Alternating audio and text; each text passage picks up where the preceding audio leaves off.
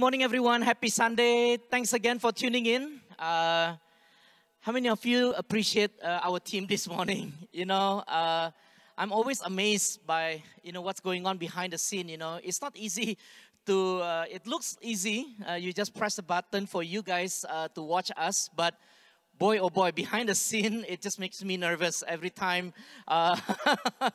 Whenever they do, all these tweaks and improvements every Sunday, it's just truly amazing. And so I just want you to again extend your appreciation, your thanks, and your expression to all of our team in this room here. We also got a surprise gift this morning. Truly appreciate whoever you are. I think it's UW Care Group, Linwood Care Group, and then we have an early Christmas Secret Santa that provided food for us this morning. We don't even know who that Secret Santa is, but whoever you are, thank you, thank you, thank you. We are so full here by the food. I hope it doesn't affect our worship this morning, but that was awesome, guys. How many of you realize that we are already officially 2 months into our lockdown? Yeah, our lockdown actually began March 16. How do I know it? Because that's my wedding anniversary. March 16, so we were planning with my wife to take her to, a nice meal. But instead, we bought a pastry and we ate it in a park because the restaurants was already shut down. So 2 months that we are into it. So I want to show you, I don't know how many of you are like me. We were involved in a lot of virtual meeting, a lot of online Zoom meetings. And I want to show you some of these funny pictures just to get you started this morning. Take a look at this first one. How many of you can relate to like this, yeah? Every time we have prayer meeting or we have Bible study, a lot of people kind of mute their video or turn off their video maybe because they haven't taken a shower just like this. How about this? The expectation and the reality are just different to those of you who work from home, right? The productivity drop. How about those of you who are in a Zoom meeting? Make sure that you don't forget to wear your pants, right? And Jesus is also being very progressive.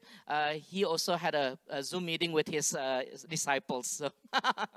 So open up with me in James chapter 3. We are still in the sermon series called God Faith. God Faith, right? God Faith number 3, James chapter 3, verse 1 to 6. It says this: "Not many of you should become teachers, my brothers, for you know that we who teach will be judged with greater strictness. For we all stumble in many ways, and if anyone does not stumble in what he says, he is a perfect man, able also to bridle his whole body. If we put bits into the mouths of horses so that they obey us, we guide their whole bodies as well." Verse 4, "Look at the ships also, though they are so large, are driven by strong winds, they are guided by a very small rudder wherever the will of the pilot directs. So also, the tongue is a small member, yet it boasts of great things. How great a forest is set ablaze by such a small fire, and the tongue is a fire, a world of unrighteousness. The tongue is set among our members, staining the whole body, setting on fire the entire course of our lives, and set on fire by hell." In this context, James used a comparison of sizes to signify how powerful our tongue is. Yes, our tongue is small, and sometimes we don't see it because it's inside of our mouth, but James over here, he wants to illustrate, he wants to magnify the differentiation of sizes between what is small and what is big. Don't underestimate what is small. James uses horses, such a big horse, strong and mighty horse, are controlled by a small bits inside of their mouth. Ships, how many of you have been to cruise? Ships are huge. It's like a few stadiums big. But yet it's controlled by a small rudder. Forests, huge forests, and we have this here in the West Coast too. Sometimes people very unintentionally or accidentally, they throw maybe a cigarette butts. That little spark cause a huge acres and acres of forest fires that cannot be contained, months and months, and millions of houses are being destroyed just by that small little spark of fire. Tongue is the same way. It is a small member of our body, but in the book of James, it says that it controls our whole body. So the tongue has the power of life and death. Proverbs chapter 18, verse 21. Our tongue is not only a tool for talking, it is a life-giving or life-destroying weapon. Are you listening? Our words carry the power to beat people down or to lift people up. The tongue has no bones, but is strong enough to break a heart. The tongue has no bones, but is strong enough to break a heart. I don't know how many of you here tuning in today, your life, your decision that you make, how you live your life, how you behave, how you react to what is going on around you is because of the words spoken into your life. The tongue has no bones, but it can completely break your heart and derail your life. And sometimes even until you are late into your adult life. So today, I want to share with you how to discover and utilize the power of the spoken word to bolster your faith when you are doubting, when you are in trouble, when you are facing challenges in your life, when you are in uncertain situation, or when you are in a battle. Open up with me in 2 Chronicles. I know this is kind of hard, so I give you time. 2 Chronicles in the Old Testament, chapter 20. We're going to stay in verse 5 to 9. And then we're going to jump to verse 12. 2 Chronicles chapter 20, verse 5 to 9. And then jump to verse 12. This is a story about King Jehoshaphat. He was a king of Judah. And during his reign, there was a big war with the Moab and the Ammon. In terms of the number of armies, his is nothing compared to the vast army of the enemy. But I love how King Jehoshaphat used his tongue to speak his voice of victory in the midst of the battle. And I want you to take a look at this. And then later on, I have 3 things to share with you. And I think it's a very easy and relevant way that you can practice what we learned today. Amen? Are you guys ready? Verse 5. Then Jehoshaphat stood up in the assembly of Judah and Jerusalem at the temple of the Lord, in front of the new courtyard. So this is a new landscape for King Jehoshaphat too. It is a new territory for King Jehoshaphat. It is a new ground for King Jehoshaphat. So there are a lot of uncertainty. But in addition to that uncertainty, he was also faced with a great vast army of enemies coming towards him. And this is what he said. This is what he used, his spoken words, his tongue. And we're going to study this in the next few minutes, okay? He says this, Lord, the God of our ancestors, are you not the God who is in heaven? You rule over the kingdom of the nations. Power and might are in your hand, and no one can withstand you. How many of you speak words like this? How many of you in this situation, in this COVID-19 situation, you're like, life is hard. Oh, the economy is crashing down. Oh, I'm so cursed. Oh, this thing is a curse. Oh, God is so bad. All these things are coming out of your mouth. Jehoshaphat is in the new landscape, in the new courtyard too. And he was faced with a great enemy coming towards him. But yet, his word is so amazing, and I love to practice this into our lives. He says, are you not God in the heaven? Are you not God who rule over nations? Are not your power and might in your hand? Oh God, nothing can withstand you. Nothing. Because your name is greater than any name, any rulers, any authorities, any nations. Your name is greater. Let's continue reading, okay? Verse 7. Our God, did you not drive out the inhabitants of this land before your people Israel and give it forever to the descendants of Abraham your friend? Verse 8. They have lived in it and have built in it a sanctuary for your name's sake. If calamity, listen, if calamity comes upon us, whether the sword of judgment or plague or COVID-19 or famine, we will stand in your presence before this temple that bears the one and only name, and that name is Jesus alone. And we will cry out to you in our distress. He acknowledged that he is in distress. It is okay to acknowledge that you are not okay. It is okay to be honest, to say that you are in distress. I experience distress too. But how we speak the word of voice of victory, what makes the difference here? He says this, I cry out to you in our distress, and you will hear us, and you will save us. Man, oh man, what a beautiful scriptures here, right? Let's jump to verse 12. And this is his spoken voice of victory again. He said, for we have no power to face this vast army that is attacking us. We have no power to overcome the situation around us. We do not know what to do, but our eyes are on you. Our eyes are on you, God. I have 3 things to say. Today, I want to share with you how we can discover the power of the spoken word to bolster your faith. When you are doubting, when you are in distress, when there is a vast army coming towards you, when the mountain's so big and so high that it overwhelms you, when the storm of life come and almost drowns you, we're going to use our spoken words as our voice of victory here. And I practiced this, guys. I practiced this over the past 12 years. I was in great distress in 2008. I shared with you a few weeks ago. And I practiced using the word. Listen, guys. I'm not here teaching you about mantra. I'm not teaching you about the motivational speaking, about the power of words. This is not it. This is what the Lord taught us to practice and exercise in situation like this, is to use our words and our spoken voice. Amen? Faith through our spoken voice of victory does not mean that we are blind and naive. Come on.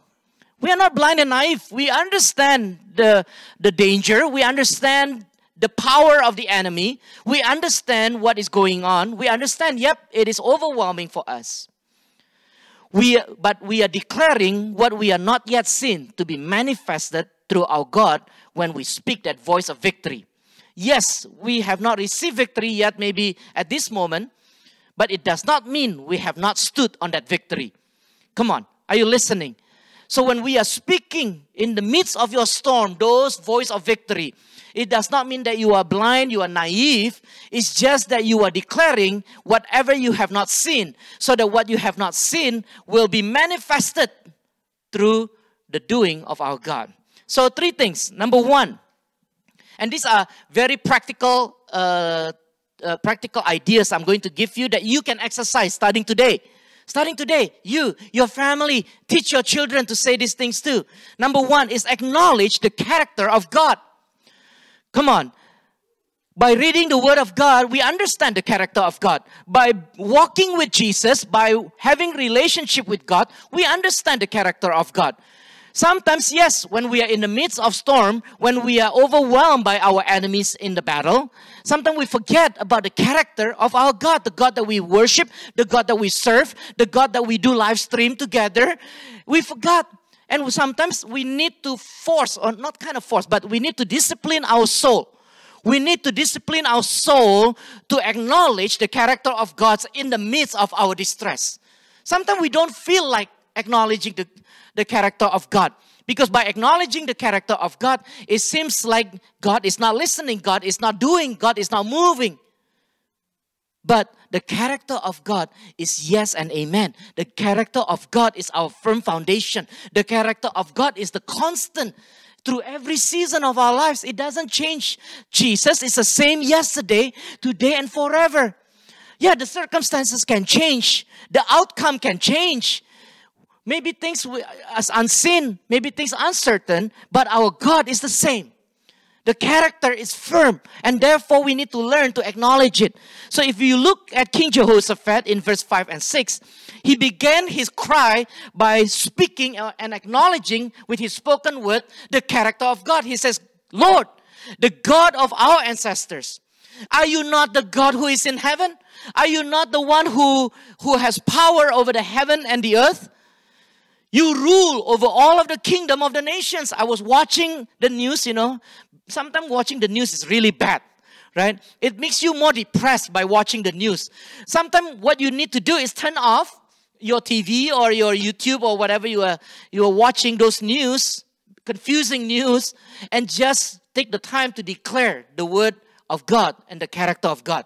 Right? And then when we are watching this news, you're looking at different countries, right? Oh, these countries are doing this to overcome the pandemic. This country is doing this. And then they're saying like, oh, now Germany has this uptick in a positive COVID-19 patients. Oh, this is going down. So much confusion going around. But we want to declare that our God is the ruler over all the kingdoms of the nations, not only for the United States of America. Yeah, we are a great nation, but our God is the ruler of all the nations of the earth. Come on, can you agree with me? If you are excited like me right now, you can type in, use your finger and your sugar rush finger, type in amen, right? In that YouTube or in your Instagram, amen, or or whatever emoji that you can use. Number 2. Acknowledge the victories God had done in your life. Verse 7, he said, our God, did you not drive out the inhabitants of this land before your people Israel and give it forever to the descendants of Abraham, your friend? Listen, you and I, we are descendants of Abraham. So we are a part of this promise. Sometimes when things get tough, I always remember, maybe a year ago, 2 years ago, 8 years, 10 years, 12 years ago, what God had done through my life to overcome it. Last Friday we had a men's Bible study. That was amazing. Erwin is here. We were quite open. Yeah, we were quite honest. We were quite open. We were sharing the struggles of men and husbands being the head of the family. Believe me, guys, even men, we look strong on the outside, but inside we also have our struggle. Maybe man is a little bit different because we just don't know how to express that frustration, express that anxiety and distress. Maybe the woman is better because they can speak it, they can cry over it. But man, sometimes they don't know what to do. So last Friday, there was a beautiful moment where we can share and allow the word of God to speak through our lives to encourage us. The same way, during that Friday Bible study, I mentioned about what happened in my life in 2008. I was going through a very devastating financial crisis because the whole world is going through, they went through very difficult times economically, financially. The real estate market collapsed. That was my industry. I had no foreseeable client. I have no foreseeable income. No income for a year. Draining all of my savings till, the last month. Is crazy. But listen, yes, I was distressed. I reacted inappropriately at that time because I was taking medication to sleep because I was so stressful. I was basically, having cold sweats at night because I was thinking, how can I support my family? I had at that time, I had a 3-year-old boy, and then my second baby boy is going to be born, in that same year of economic crisis year. It's so stressful. No income, savings is almost down to zero, and no help, no foreseeable help. So stressful, right? But God did it. God did it. God delivered me through His miracle. He did it, and He overcame it for me. And I learned. Of course, the story is long. I don't want to bore you through the live stream. Maybe when we come back live again here on stage, I'm going to share with you a little bit more. But God did it, and He overcame it for me, and He drove out every of my battles and my enemies. And then years later, I went through the same thing again. Business is tough. There's downturn in the business. And then I remember, you know what? God did it before in 2008. That was even more devastating for me. If He can move such a big mountain, He can move this mountain. Oh God, I trust in You. I force my soul. I force my soul to declare, God, You are faithful. If You ever do it again in 2008, You will do it again now. I trust in You because You are a good God. You are a faithful God. And you know what? God did it again. God did it again. It was amazing. Yes, God did it again. And this year, 2020, it was a tough year too, even for me and in my family, my business too. And I forced myself too. As I was reading the Word of God, I forced myself. It says, soul, remember 2008, remember 2012, remember 2014, remember this year, remember this month when we went through this difficulty. God did it again. Oh, God did it again. One time, I still remember, our second son, Casey, we took him to school. He went to this Montessori school in Kirkland, and then suddenly you can see his demeanor change. The way his body reacted changed. And then from that day onwards, he never spoke a single word in school. Even during recess, he doesn't say a word. He's like, zip. So we were confused. It's heartbreaking for us to see our son having this issue, right? We talk to counselor, we talk to the director, we talk to the superintendent, we talk to everybody that we can talk to. And some of these people are Harvard graduates. They're smart people that understand the child psychology, all this expertise. They sat down with Casey. Nothing happened.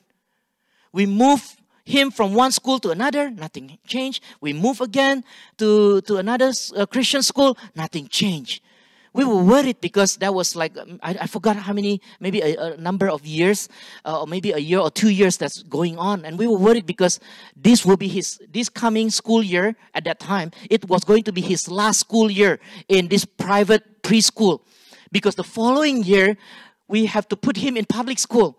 And as you guys know, there is no resource in public school. The teachers, the staff, they're busy. They have to manage 25, 35 kids. They have no time one-on-one. So we were very worried. And my wife and I, we sat down and we declared it to the Lord. He's saying, Lord, you did it before. You will do it again. You have done miracles in my lives over the past 30 years. You will do it again. We don't know how. We don't know. This is a big mountain for us. We need your miracle. We declare it over you. We acknowledge God's character.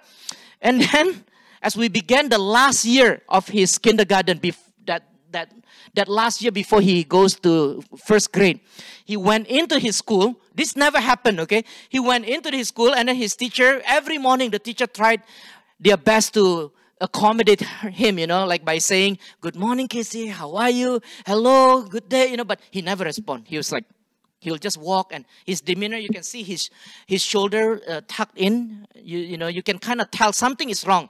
His face was dropped, But that morning, the first day of the last year of kindergarten, he went in, and then the teacher said, good morning. And he said, good morning. The teacher was like, whoa, Casey, what happened to you? What did they do to you during the summer? And then from that day onwards, miracle happened. He spoke and he made friends, and then he became happy. His demeanor changed. What is going through your mind today? What is the challenge in your family today? Let's declare it that God, you are the ruler of all nations. Come on. Your power and your might is in your hand, at your disposal. And no one can withstand you. Nothing can beat you. Nothing is impossible for you. Declare it with your voice of victory, would you? And number 3. Psalm 103. Psalm 103. This is a beautiful verse that I've always remind myself when when I was in distress, when I was stressful, when I was battling with a lot of challenges and mountains in my life. I always remember this verse from Psalm 103 by David. He says, bless the Lord, O my soul. Oh, believe me, David didn't want to bless the Lord. He was in distress. He was so stressful because there was so much thing going on in his life. The same way when that thing went through in my life, all these challenges. Oh, believe me, I don't want to bless the Lord. I don't want to praise the Lord. How many of you are with me? Or am I the only one that's so unholy? Right? Oh, I don't want to praise the Lord. I don't want to read the Bible. When I read the Bible, it makes me so small. David forced his soul. He said, come on, soul, bless the Lord. All that is within me, bless his holy name. Bless the Lord, O my soul, and do not forget all his kind deeds. That's very important, guys. We bless the Lord, but also don't forget what he had done in your life in the past. You remember those things, right? Sometimes you remember, oh, you know what? I lost my job at that time. And I lost my income. I couldn't provide for my family. We pray, we cry out to God, and then suddenly things open up. And then we are okay. Oh, you know what? We have sicknesses at home. And then we cry out to God for months, maybe for years. God doesn't seem to answer, but my soul bless the Lord. My soul always remember what God had done in my life, and I believe God will do it again. And a miracle happened. Bless the Lord, oh my soul. Speak it to your soul. And remember when you were facing problems or challenges, maybe last year or several years ago, and God came through for you and he moved mountains for you. Listen, guys, he will do it again. He will do it again. He will do it again. Bless the Lord, oh my soul. Bless his holy name. And forget not all of his kind deeds. Last, number 3. Acknowledge that God can and will. Verse 9. 2 Chronicles. I'm still in 2 Chronicles 20, guys. Acknowledge that God can and will. Nothing is impossible for God. And we need to acknowledge that. We need to declare that from our voice of victory. And verse 9, it says this. If calamity comes upon us, whether the sword of judgment or plague or COVID-19 or sicknesses or job loss or economic crisis or famine, we will stand in your presence. Come on, can you say amen? We will stand in your presence before this temple that bears your name. Whose name? Jesus. Come on, thank you so much, guys. Yeah. And will cry out to you in distress, and you will hear us, and you will save us. So today, I want you to join with me and practice and exercise these 3 things. Number 1, acknowledge the character of God. Let's declare it. God, you are the God of heaven and earth. Oh God, the power and might is in your hand. Oh God, you are ruler over all nations. Number 2, acknowledge the victories that God had done in your life.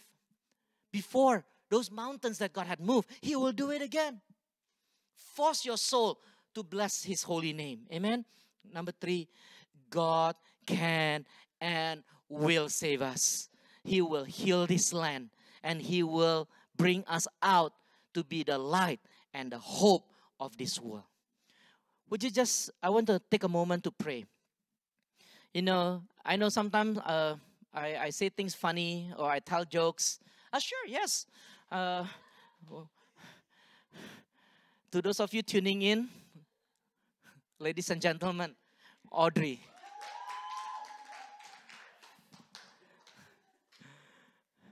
I want to pray. I know sometimes I joke around, sometimes I don't look serious, but I am serious, guys. I am serious. I want to say to you that this voice of victory is very powerful. Again, what I said over the past 20 minutes, 25 minutes, wasn't a teaching about mantra, about a teaching about meditation. It wasn't a teaching about motivational thinking. No, it's not that. It is through the Word of God that we learn the power of our tongue and how we dispose the words that come out of our tongue is very important. Next week, I'm going to share with you the second part actually of the voice of victory. This is only the first part. I have to break it down to 2 parts. Okay, so next week I'm going to share with you the voice of victory number 2. Very, very important too. So you don't want to miss it. Okay, tell your friend, don't miss it, okay? Yeah. What was I about to say just now? Yeah, I want to pray. I was so excited already about next week's preaching that I completely lost my train of thoughts. I want to pray, okay? But what I had shared over the past 20-25 minutes wasn't a teaching about motivational speaking, motivational thinking. It's truly about the Word of God. That the power of our tongue is at our disposal. How do we dispose, how do we speak those words? It really determines what's inside of you. And therefore today, I really want to pray to families, to individuals, singles, professionals, workers, healthcare workers, or whoever you are. I want to take this moment to pray for you. would you just take a moment, let's take a moment to quiet down and pray. Heavenly Father, thank you, Jesus. We want to declare it, Lord, that you are Lord of all. You are Lord of all. You are ruler of all nations. And your name is so great that every other name will bow down in the name of Jesus. Therefore today, Father God, we want to declare to our soul, hey soul, O soul, bless the Lord, O my soul, and forget not all of His kind deeds that you had done in our lives and through our lives. Today, Father God, we want to practice. Remember James said, don't just listen to the word of God, but be a practicer, be a doer of God's word. Because as you do the word of God, your faith will arise. And when your faith arises, your faith will help you to go through difficult times in the future. Therefore, Father God, today I want to speak blessing over those of you who are tuning in, whether here in live stream or maybe later on in the recorded message. I want to pray for you wherever you are at. I want to speak life over you right now. If your soul is not healthy, if your soul is sick, I want to speak healing over your soul right now in the name of Jesus. Speak healing right now over your soul. Any depression, any stress, any negativity, any sicknesses, I bind it. I bind it. I bind it in the name of Jesus. Be well and be healed. Thank you so much, Lord, again for this wonderful Sunday that we can still preach the gospel and share the good news of Jesus to all over the world that are listening and tuning in. Father God, I speak blessing to all of the families, the individuals, and the children, whatever professions they are in. I speak blessing over you, that the countenance of God will shine upon you and His favor will go for you. Thank you so much, Lord. In Jesus' mighty name we pray. Everybody said, amen. Thanks again, guys, for tuning in. Join us next week. Again, don't forget to subscribe to our YouTube. And I'll see you guys next Sunday. God bless you. For hanging out with us here in IFGFCL live stream. If you haven't already, smash that subscribe button and smash that like button for us. Hey, and don't be afraid to slide into our DMs, message us on Facebook or Instagram, or email us at ifgfseattle.org. That's all. Have a great rest of your Sunday. Have a wonderful week. God bless.